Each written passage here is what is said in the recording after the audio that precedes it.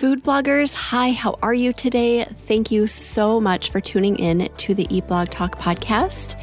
This is the place for food bloggers to get information and inspiration to accelerate your blog's growth and ultimately help you to achieve your freedom, whether that's financial, personal, or professional. I'm Megan Porta. I have been a food blogger for 13 years, so I understand how isolating food blogging can be. I'm on a mission to motivate, inspire, and most importantly, let each and every food blogger, including you, know that you are heard and supported. You are going to want to download our bonus supercut that gives you all the information you need to grow your Instagram account. Go to eatblogtalk.com/Insta growth to download today. This interview was the best. It was so much fun to record because I got to talk to not just one, not just two, but three amazing newer bloggers who have found massive success in the year of 2024, the year that has been very difficult for a lot of people, especially newer bloggers. Kristina Cadelina from When Salty and Sweet Unite joins the interview, as well as Mandy Martinez from Semi Homemade Kitchen, and Rose Sioson from Deliciously Rushed. What I love about these three bloggers is that they've found successes in different areas and they collaborated a little bit in our conversation. So they were able to ask each other questions about their successes, how Facebook groups worked, what exactly did you do to launch the traffic that is now working on your blog. Kristina has a successful freelancing business. We asked her a little bit about that. Rose is definitely an anomaly in our area because as a food blogger, she has found Google traction as a new blogger in 2024. We talk about so many juicy things. I hope you absolutely love this episode. It is episode number 644, and this is part 1 of 2. So the second installment is to come very soon. All right, thanks for listening. I hope you enjoy. Food bloggers, hello. Imagine this, a retreat where learning, growth, and community come together in the most delicious way possible. Join us at the Eat Blog Talk Spring 2025 retreat happening March 6th through 9th in Minneapolis. With only 10 spots available, you are in for a treat that is intimate and very personalized. This retreat is packed with mastermind sessions, special SEO information, and incredible connections that are sure to be made. But the real highlight, Chef Ryan from Cookery Amendola is going to cook for us. Ryan's dishes go above and beyond. You will be blown away by his customized multi-course dinner on Saturday night and so many other delicious goodies enjoyed throughout the weekend. Every retreat that Ryan has been at has been a truly unforgettable experience that everyone raves about. And it's not just the food, Ryan also brings the fun. Reserve your spot now to tap into all of this awesomeness. Apply today at eatblogtalk.com/retreat. Welcome, Mandy, Kristina, and Rose. I don't typically record interviews like this that are 4 of us in one, but I thought this would be such a great opportunity to introduce you three since you are, I'm going to say, newish bloggers. And we'll get more into your stories in a bit. But this episode has the goal of just inspiring other new bloggers to find success in 2025, even when it feels like maybe it's not possible, because it is, as you guys all know. So I think to start, I'll just have each of you talk through just your blog really briefly to give people a canvas. So if they want to go to your blog as they're listening, they can pull that up. So Mandy, would you want to start? Just tell us your name and a tiny bit about your blog. Yes, I'm Mandy Martinez, and my blog is Semi Homemade Kitchen. I started Semi Homemade Kitchen in September of 2023, and I focus on semi-homemade recipes, primarily desserts, with a large focus on kid-friendly and holiday cute things. Yes, you do have the cutest recipes. Every time I see them on Instagram, I'm like, oh, that's the best ever. Okay, Kristina, do you want to tell us your name and a little bit about your blog?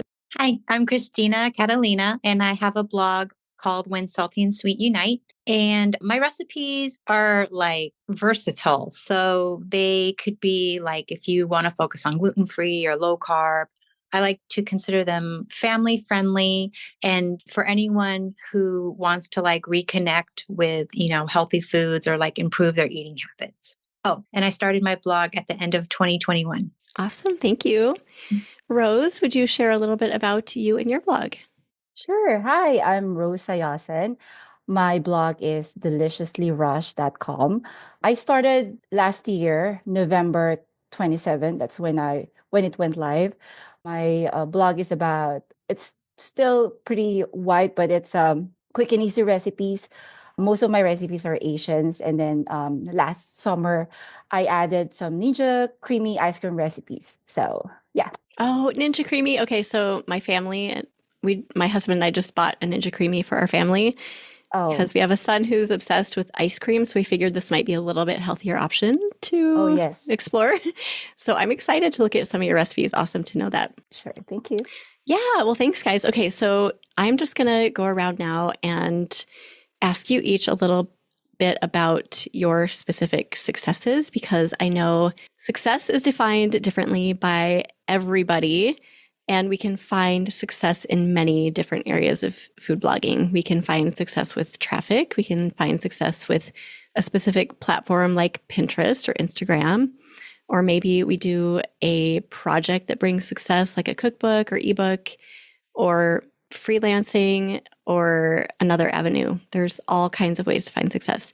So Mandy, to start, would you just talk about some of the successes that you found on your site? And if you want to share numbers, that would be great if you're comfortable with that.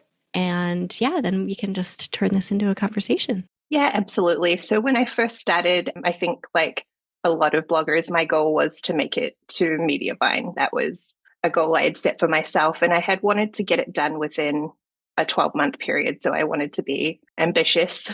So I decided to join the Eat Blog Talk Mastermind because I wanted to learn as much as I could and start off on the right foot.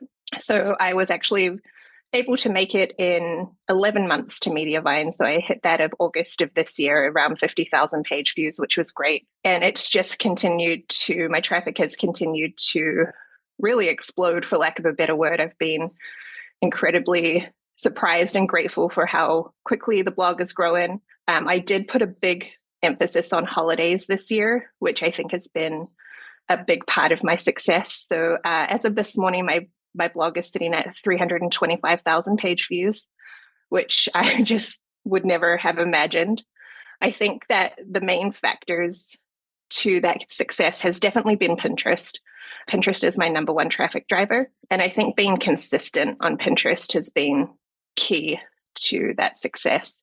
I don't pin a lot compared to some of the strategies that I've heard. So I only pin around 4 or 5 pins a day, but every pin that I do is a fresh pin. Another platform that's given me a lot of success, particularly in the earlier 6 or 7 months of my journey, was Facebook. So I'm very active in sharing in recipe Facebook groups, as well as sharing my recipes in the Roundup groups, which has given me the opportunity to be featured in a lot of MSN roundups, which are pretty popular right now. So that's been great for growing my domain authority as well, which currently sits at 25. So I would say those are the consistency, and then just putting myself out there consistently has been huge to my success. Okay, I know that Facebook was kind of a launching pad for you. For somebody starting out who isn't maybe seeing any traffic yet, is that something you would recommend, just going into those niche specific groups and getting your URLs out there? Yes, definitely. I think it's the fastest way to get traffic because it's immediate, right? People will click and go to your page directly, whereas Pinterest and Google take a lot longer to build up. So I've been now 15 months and I'm just starting to see Google traffic. So Facebook was definitely the launching pad for me. I will say that if you are going to go into those groups, like Megan mentioned, I would recommend searching for niche groups. I find that niche groups give more traffic than just the kind of generic all recipe groups, sorry. And make sure you read what the group rules are. Make sure you're participating if that's one of the group rules. Don't just kind of drop your link and then run away and expect it to be clicked on. I do participate in a lot of groups, and I think that kind of helps. So engaging with other posts and things like that will help the algorithm boost your posts as well. How long do you think you need to be consistent in those groups in order for you to see traction? Is it something you can just do right away, or do you have to establish some credibility first? So definitely it's going to grow over time. So I've been consistently active in the Facebook groups for 15 months now, and it's grown, but that's also because the number of recipes that I have available to share has grown as well. But just to give a little bit of perspective, so I started in September of last year, and by December of last year, so what's that, 3 months, I had already grown to 13,000 views. And that was just from Facebook, because I was getting nothing from Pinterest, nothing from Google. So it is possible to see growth, especially if you're looking to qualify for a journey, which is now an option.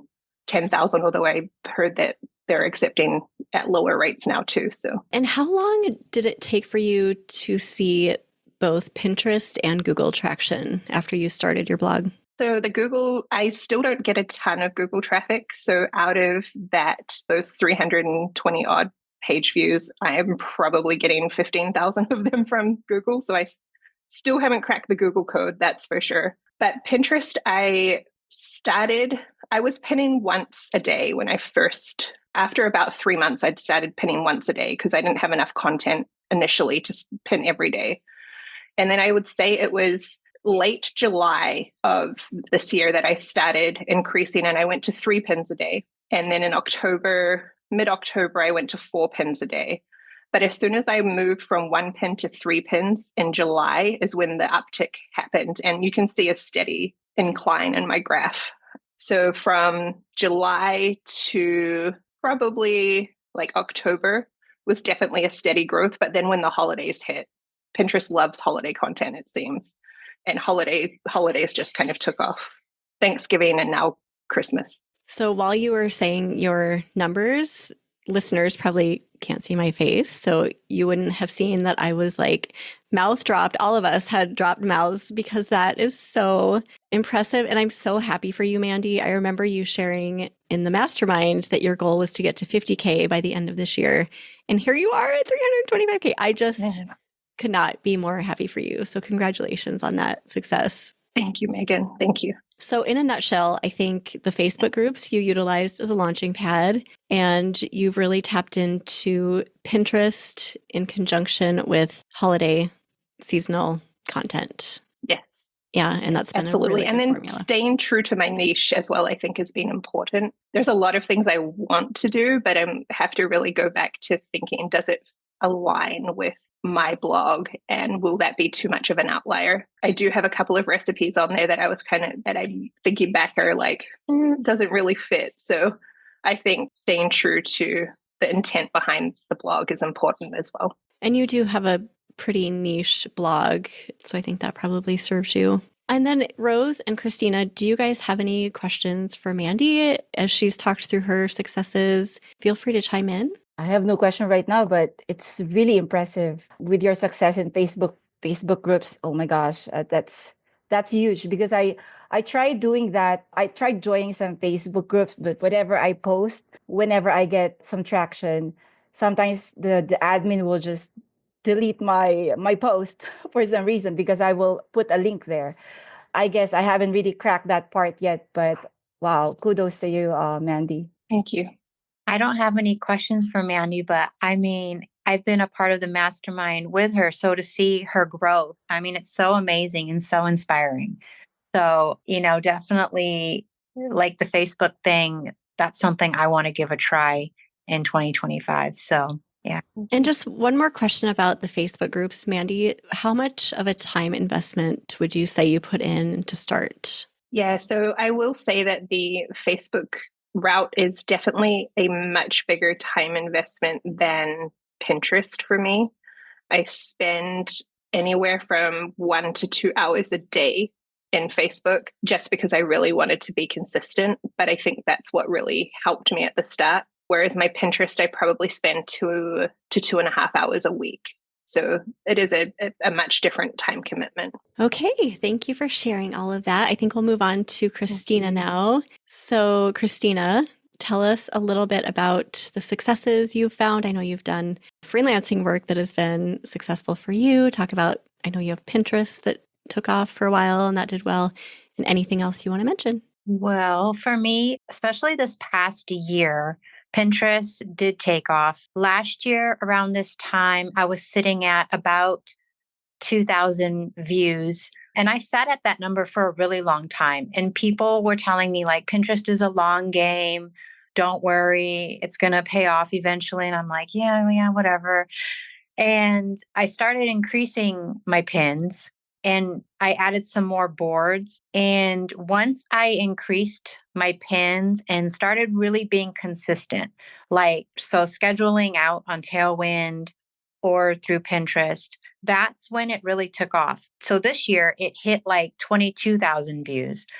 And that's pretty incredible, like just over 3-4 months. And the number dipped a little bit, like around September, but now it's starting to go back up again. So I think right now it's at 16,000. So, not bad. And I only expect it to go back up, especially with the new year and everything.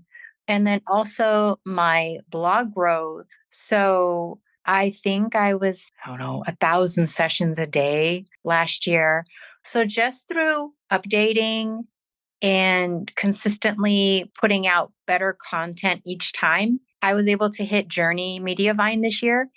So that is pretty amazing. And also another part of my business is my freelance.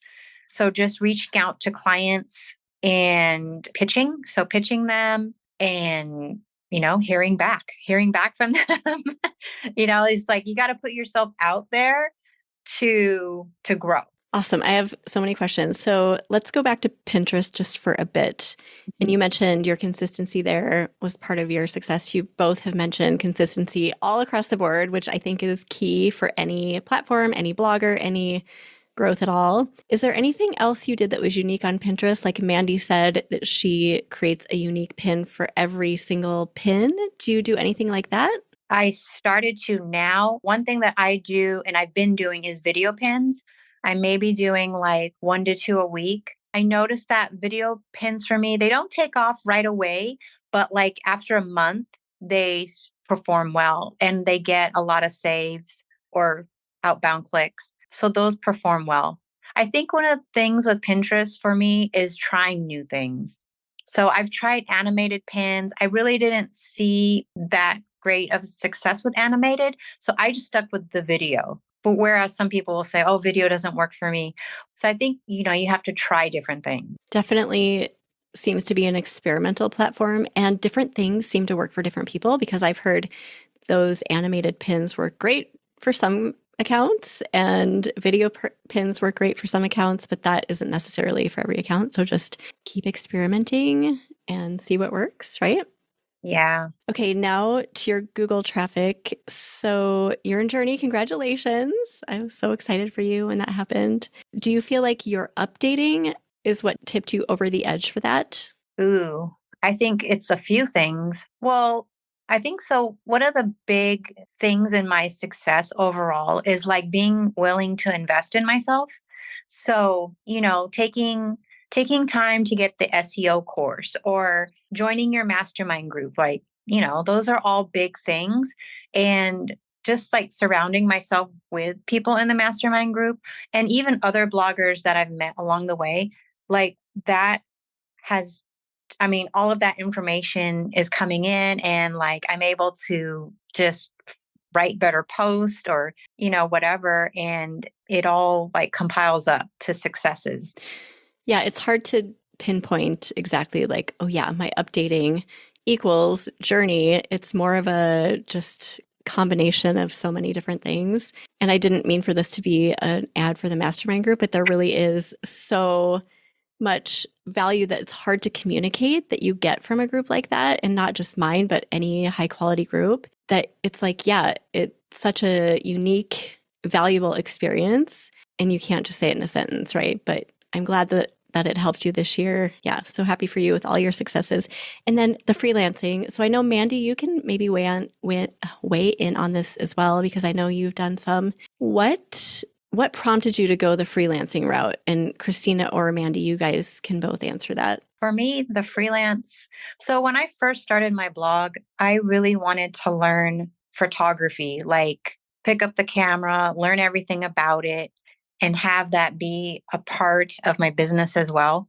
So I went in with the intention that I wanted to do freelance. And it kind of, it makes sense for me to be immersed into the blogging versus trying to hold my other career that had nothing to do with blogging, and it just wasn't fulfilling. So for me, it was like a whole creative package to be able to do my blog and do freelance. And to cover some of the finances, like you said, and not be in a completely different field that maybe is draining you. I don't know if it was draining you, but for me, I know it did for me when I was there. Are you really wanting to be a part of one of the eBlog Talk mastermind groups, but you're just not in the place to make the investment right now? The eBlog Talk Accountability Group might be the perfect fit for you. For just $34 a month, you'll get access to weekly accountability check-ins, a private Slack channel, live productivity sessions, and monthly Zoom calls with fellow bloggers and me, Megan Porta. Achieve your big blogging goals surrounded by supportive, like-minded creators who truly understand your journey.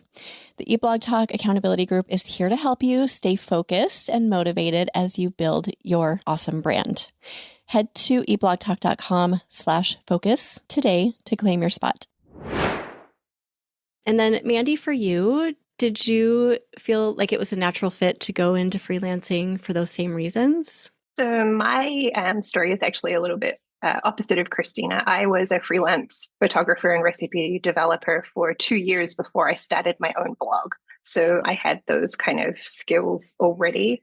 And I just felt like I really wanted to, there was certain recipes or certain things that I do that I just really wanted to have my own voice to and put my own spin on, which is why I started the blog. So I was kind of the opposite. I had the freelancing first, and I've scaled down my freelancing to make space for the blog. And for a while, that was bringing in significant, it might still be significant income for you, right? It was, yeah. So that was my business. That is what financed my blog. I was very fortunate. Up until last month, actually, it was the primary income source for my business. But that has now tipped for these past 2 holiday months. That tipping point is so fun when you get there. Okay, Rose, we haven't forgotten about you. We want to hear about your successes. What successes specifically have you found in your business in this past year? Sure. Just to put some perspective, I do have a full-time job, and I blog at night and sometime in the weekend. Right now, like I said, I've been blogging for a little over a year, and I was able to get into Journey last August. Unlike Mandy and Kristina, I solely rely to Google traffic, actually. I do have a little bit of Pinterest, but with the recent update that Pinterest did around, I think it was around October, from having an impression of like 50K, it went down to 0 to 100 for over a month. Plus, we have, as we are all aware, we have this recent frequent Google updates. Actually, we had one last month. We have another one going on right now. And it's slowing things down, but I'm still very thankful and very grateful that my traffic, although sometimes it goes up, goes down, but it progresses slowly. Right now, I'm thankfully close to 50K. Hopefully, once this Google update in December is done, Google will put me up there. So, yeah. Okay, so the traffic you said dipped, were you talking about, you said that was Pinterest traffic that dipped? It was, yeah, that one is Pinterest. Yes. And Okay. then last October also, I had an audit with Casey last October. And as I was working on all the improvements in my website, I noticed that whenever I look at Google Analytics, it's always going down. And I realized there was an ongoing Google update around that time as well. So your Google traffic is good, and it's been, like you said, there are dips and Yeah. hit valleys and peaks, but over time it seems to be going in the right direction. So what is the secret there? Because I feel like that's pretty unusual for a new blogger to get significant Google traffic. Do you have any insights there? Well, I think just like Kristina and Mandy, I think I will attribute it to consistency also. When I reached out to Casey, I remember during the time, it was, I think, May. I only have 80 blog posts. No, just 50, I think, just 50. And he said, wait a little bit. Once you've reached, I think 80 is what he said, then reach out to me again. So that motivates me to really pump up on, creating new blog posts.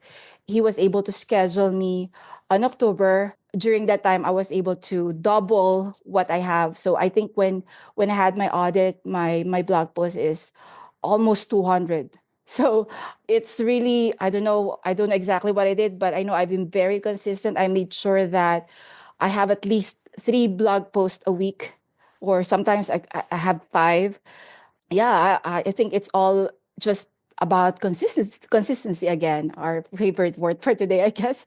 No, it's the word of the year, I think. Honestly, the people who have been consistent in any aspect have been the ones that seem to thrive, because it's hard. It's easy to give up in this landscape, unfortunately. It is. So do you feel like, Rose, that because you have some niche topics on your blog, do you feel like that it can be the reason for some of your success too? Like, I know you focus on the Ninja Creamy. I'm just looking at your content, and you do like easy 30-minute dinners, chicken dinners. So do you feel like that is part of your success?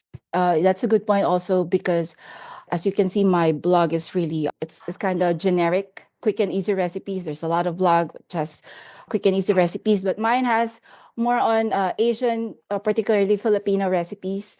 And then last, I had so much fun making ice cream and with my Ninja Creamy. So that paved me a way on adding it in one of my category. And yeah, during summer, when everything seems to be a little bit down for other niches, it's performing well because summer is, ice cream month. And until now, people during Thanksgiving, people are buying Ninja Creamies.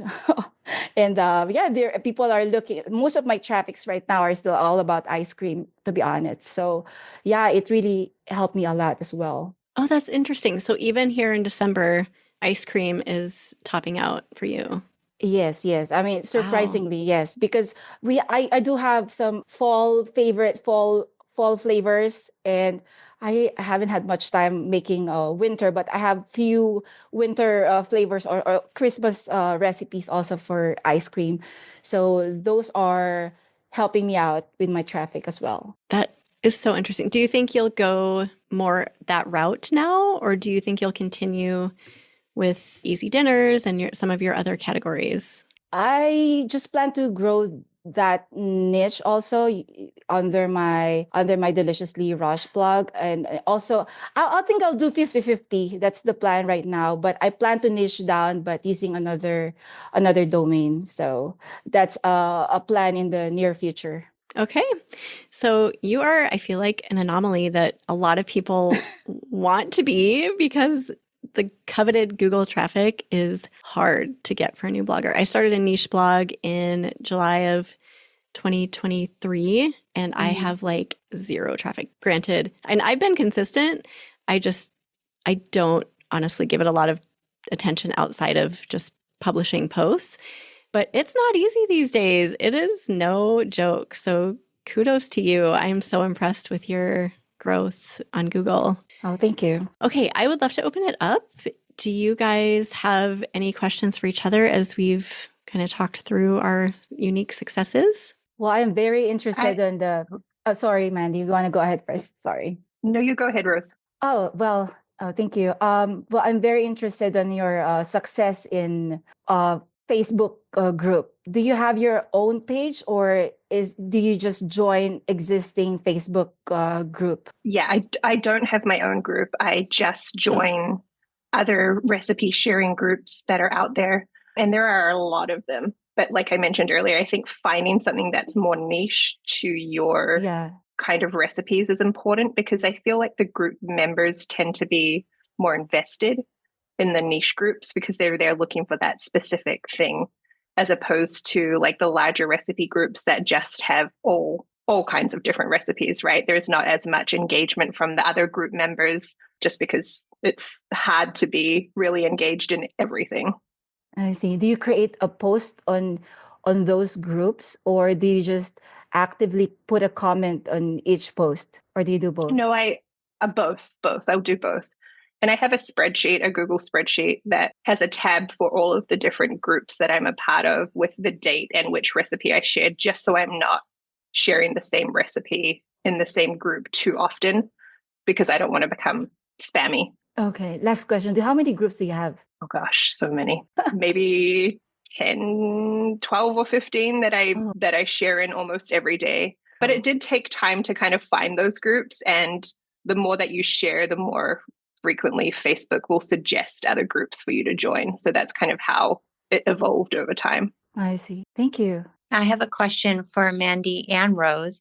How many posts are you publishing per week? So I try for a minimum of 2. Ideally, I want to get up to 3. It's just I haven't quite gotten there yet. For me, before my audit with Casey, my target is 3 to 5 per week. I know it's a lot, but I'm trying to create as many posts before my audit.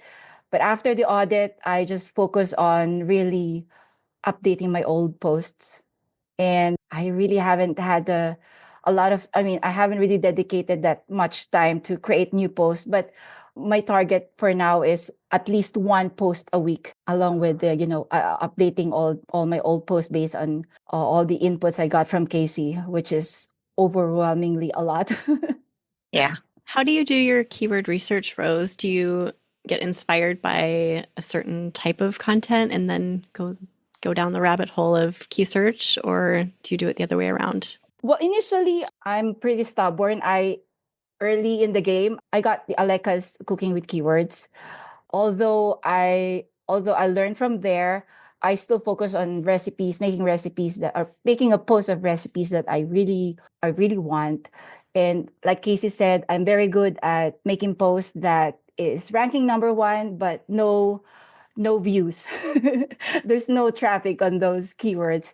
So after that, yeah, I use key search, and during summer I tried Rank IQ as well. That helped me. That's another one that helped me with my traffic also, but I stopped it for now because it's just a lot. I mean, I guess I get too excited on I know they have this credit of 18 posts, I think, or 18 posts, and I have the tendency to really make sure that I have 18, so I'm not wasting any money when while I'm paying for Rank IQ. But I really enjoyed Rank IQ. Yeah, I mean, I attribute it to really just Rank IQ and key search. Okay. And those are both pretty easy and intuitive to move through. Kristina and Mandy, do you have thoughts about keyword research? How do you guys go about that? I use key search as well.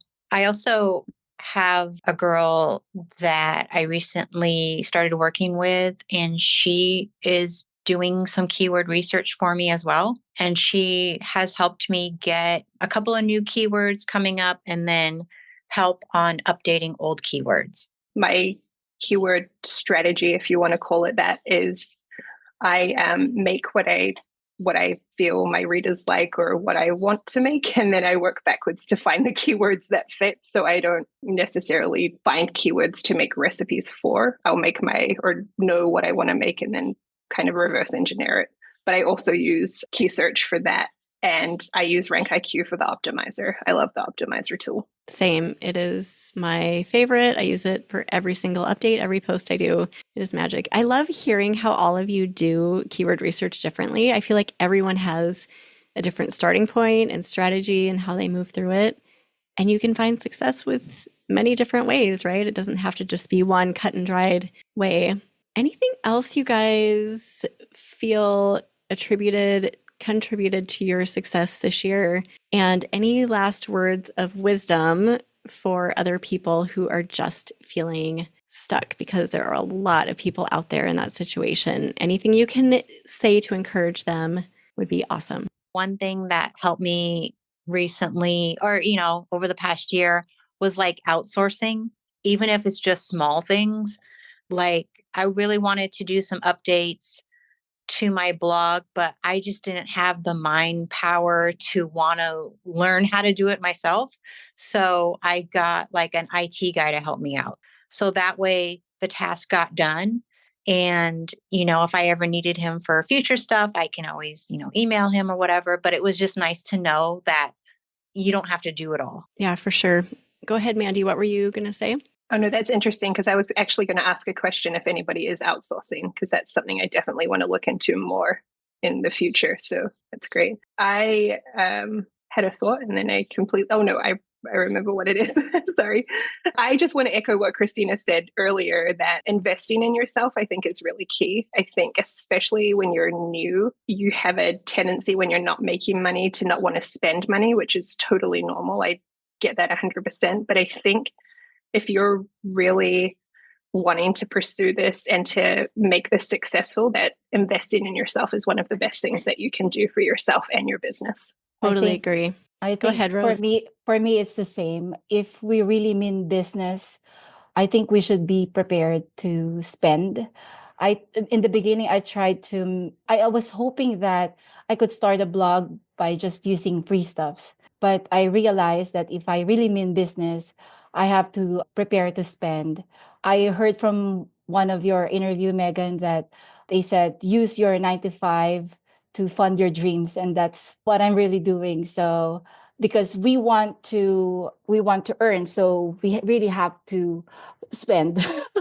I guess that's what this business is about. So yeah. All right, you guys are amazing. And then on my normal interviews, which this definitely isn't, but it's so awesome, I'm thinking I might need to do more of these. I ask guests to share just like if you have a favorite quote or additional words of inspiration. We'll end that way. If you don't have anything, it's totally fine. I guess for me, I'll just say, just start it and focus on the progress and not perfection. Amen to that. And that's exactly, I'll echo that 100%. I was going to say consistency is better than perfection. Right. 80% done is better than 0% done if you're waiting for it to be perfect. They say publish is better than draft. I heard this from another creator, but this really resonated with me. Don't post your content, post your purpose. If you post your purpose, your audience will find you. Ooh, that is so good. Mic drop there, Kristina. Oh my gosh.